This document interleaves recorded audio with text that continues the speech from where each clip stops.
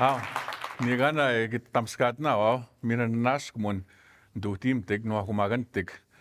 Mina nask kumag kaksiwat sito kutagisiga amigo guapahto ya. Mina gisto kasoim go. So greetings and thank you for joining me and thank you for being here to listen to a little bit of my talk. And I thank the Creator for giving us another day and also blessings from the Creator to all of you. So I wanted to start off with talking a little bit about Cree culture, because I am Nihionia. I am Cree. And I come from western Saskatchewan, Treaty 6 territory. And I wanted to start out with a little story. And a little bit of Cree culture is we're supposed to walk in humility.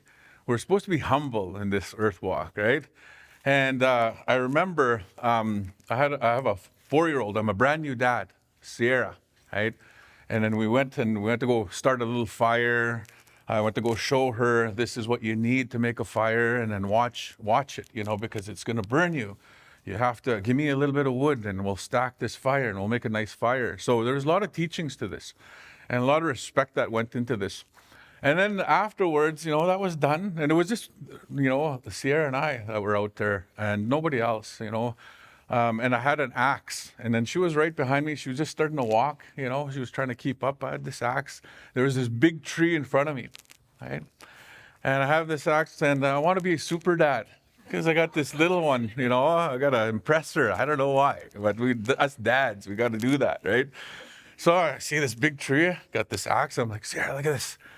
I throw this axe, right? And it wasn't very far. I missed it. I'm sure I hit it, though. So I kind of looked around, making sure that no other adults saw, what I was doing. And I reached down to pick up this axe. And as I'm reaching down and I look, I nicked it. I did hit it. I nicked it. And then immediately there was a little bit of water that was coming out of this little cut, right, that I made in this birch tree. So I looked and I'm like, wow, that's interesting, right? And it was like springtime. It was springtime. I remember it was just the snow was melted, and it was, that's why it was really nice for us to be out there. Next day, I'm very curious at what we just happened there the day before. And I went to go look to see, was that water that came out of this tree? What happened?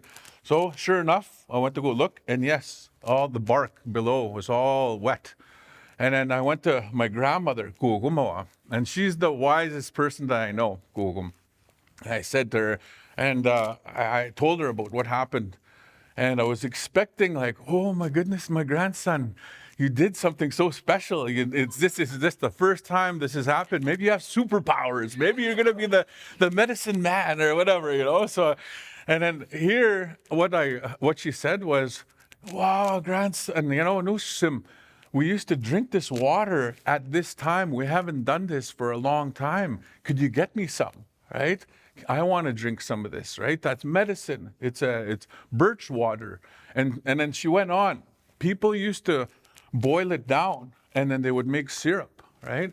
And then looking into it a little more, here I'm thinking, okay, how do we tap this tree? I accidentally cut it with this axe, but how do you actually, the old way of tapping birch trees, right?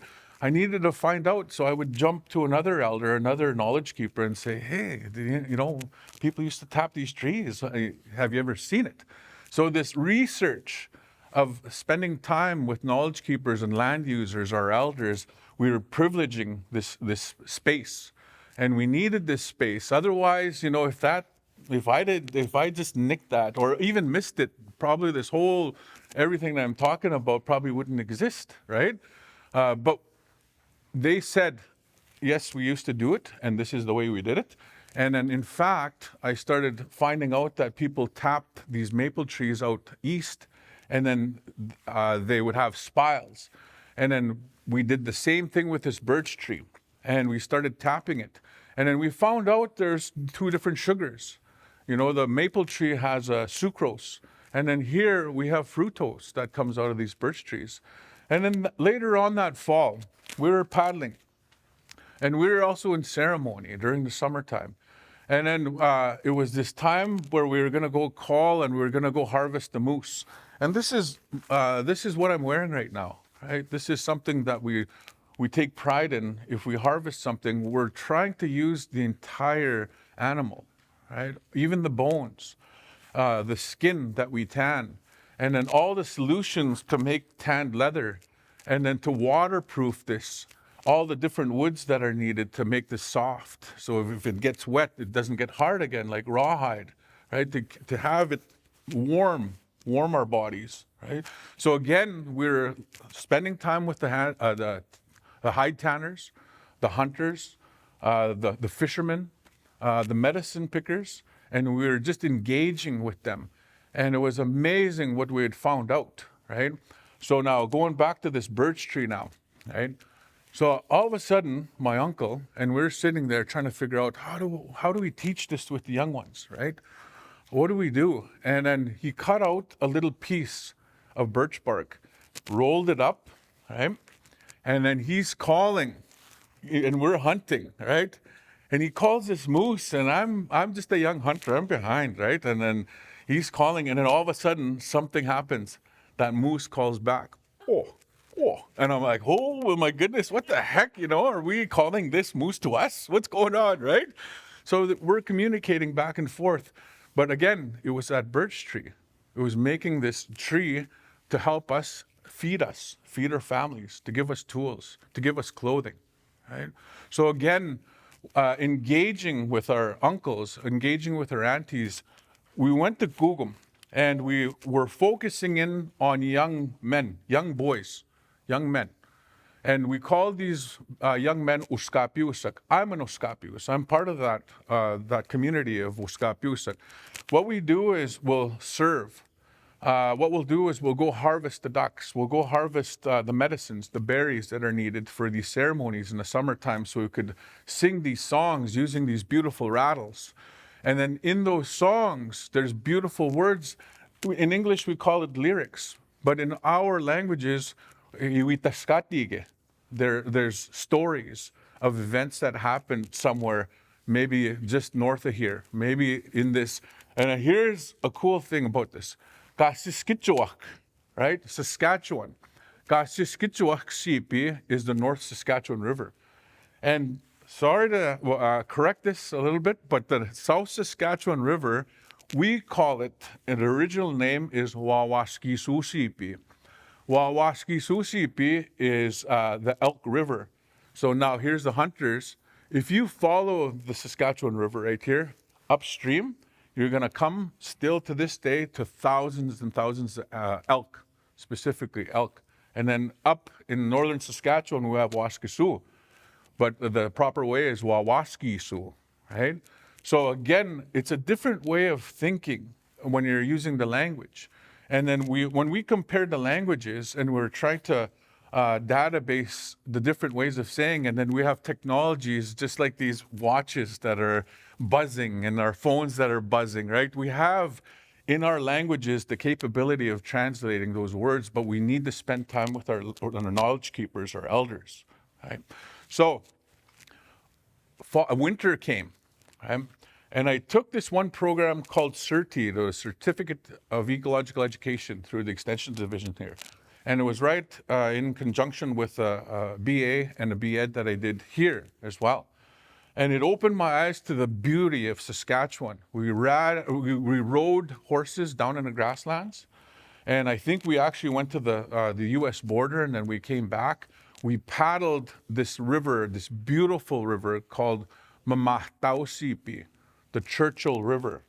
The Churchill River is so amazing. And Mamahtausipi is the spiritual river, the magical river, if you will, right?